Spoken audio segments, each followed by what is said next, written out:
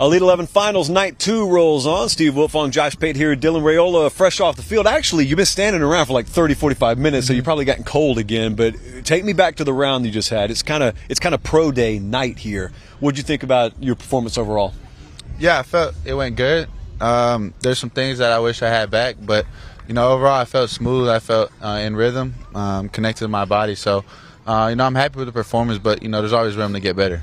Speaking of that, are there some things that you've learned through 2 days here at the Elite 11 Finals that you can add to your game and take on to your senior season and then University of Georgia? For sure. Not even from the coaches, really. I learned a lot from them, but also the players. Being around some of the best group of guys in our class, it's been a cool experience. And, I'm excited to, have another day tomorrow and keep learning. I don't really think people appreciate what you just said, because it's a really unique setting. You're used to playing football games. You're staring across the ball at a defense. Mm-hmm. Now all of a sudden it's not a football game, and you're out here with the other best players at your position in the cycle. So from a competitive standpoint, how does that feel different? And then also watching these other guys, how do you take that and apply it maybe to your own game? Yeah, seeing how smooth guys' drops are, how fluent their motions are. They're all here for a reason. They all can sling it. So I think just come here with the open mind and knowing you can get better from everybody. Not just the coaches, but each player. And there's a reason why they're here. So it's been nothing but a blast getting to know these guys off the field as well. We've been doing yoga together. We did a plunge pool. So we all been together for the last 24, 25 hours. So it's been an experience. Dylan, tell us what your favorite things were about Georgia. What separated the Bulldogs from the other schools that you strongly considered? The relationship with all the coaches. Started top down with Coach Smart. They were the first school to offer me, and since then I felt so connected to that coaching staff and what they did.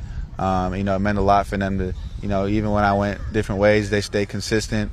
And at the end of the day, I wanted to be a Bulldog, play in the SEC, play for a program like Coach Smart. And just be able to flourish on and off the field. What was the perception like you had, before ever being recruited, and then you're recruited by Georgia, and you're face to face with Coach Smart and that offensive staff? How was what you expected different than what it actually ended up being? It's nothing I expected, honestly. As a little kid, you grow up. I still remember the national championship game when Tua came in at halftime and beat Georgia in overtime. I was in Michigan. It was 11:45. I had school the next morning. And seeing Coach Smart press conference after, honestly, I was like, man, I feel for him. He just got to his first championship game and he lost. And to hear his viewpoint on that, it just shows how much character he has. It just gets so much respect every time I talk to him. He's just a great person. He's a great family guy. So I'm blessed to have him as my coach in the future. When you're inside the facility, what do you see from Georgia's secret sauce of why they're so successful, why they've won 2 straight national championships? There's just a vibe that they have. They're not cocky, but they're confident. There's a big difference in that. And then I just feel that, they carry themselves with confidence. They know that they're the top dogs, but Coach Smart doesn't let their players think like that. They're nose to the ground, working all the time.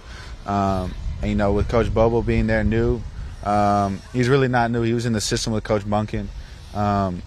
And he runs the same stuff, same terminology. And it's just going to be coming from a different guy. So secret sauce, and they just work hard. Coach are authentic. Coach Smart makes it a emphasis of recruiting really great people and great players. So I think that's how they keep things rolling. How much responsibility do you take on yourself to now assume the role of a recruiter for your class? Yeah, it's fun getting to know a bunch of guys around the country. We're all chasing our dream of playing college football at the next level. So, to meet new guys, kind of hear their journey a little bit, it's a good feeling when you recruit somebody and that you get a text from them saying I'm going to come play for the Dogs. So it feels great, but it's really not what I do. It's from what Coach Smart does with the program, and that what draws people to the University of Georgia.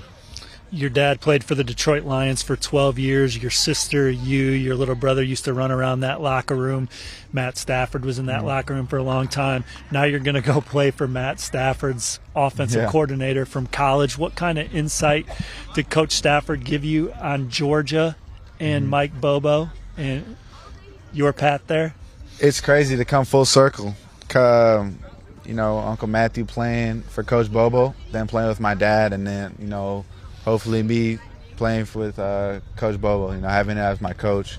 It's pretty cool. I mean, the insight he's gave me is he's a great family man. And I believe you're a great family man, things on the football field will come. But, he's just a great family guy. He's always with his family. I think a lot of places don't like to bring their families around, but Georgia's bring everybody around.